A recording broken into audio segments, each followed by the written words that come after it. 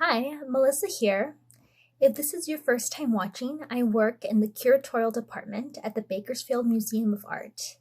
Today I want to talk about a still life painting in our permanent collection called M is for Museum, done in 2008 by the painter Pamela Carroll.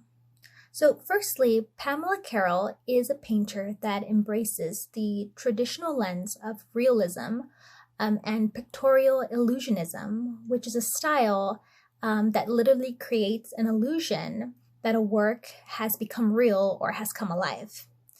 Carroll is influenced by the Dutch masters of the 17th century that saw a rise in the depiction of still life painting with scientific accuracy. M is for Museum measures 50 inches tall and 47 inches wide. What makes this painting particularly interesting is the framework around Carroll's idea or version of a still life. The first thing to note is the impeccably smooth oil application that the artist employs on her board.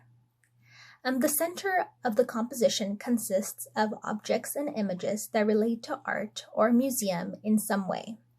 We see art brushes and an artist's palette, books, a wooden mannequin, an image or a sketch of what seems to be a Baroque woman, and of course a wooden block with an M on it. When I look at these objects as a whole, I think about the history and canon of art over the last 500 to 600 years.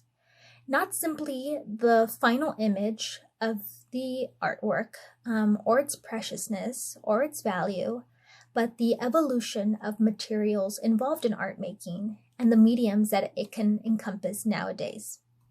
Also, I think about who has been able to participate and who participates now in terms of artists, critics, and models, and of course, how museums and public institutions have negotiated and continue to negotiate each of these angles for their audience.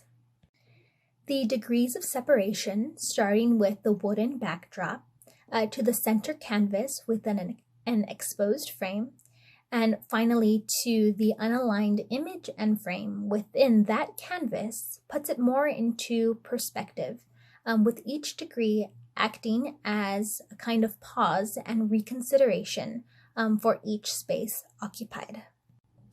So I think Carroll's piece is very important to consider now, especially since a lot of us haven't been able to visit museums in a few months, thus creating an extra degree of separation. Now we have to think about when and how we will navigate museums and similar public institutions, and how we're going to interact with artwork in the future. And this is ultimately a question and a process that museums all over the world are actively working and dealing with.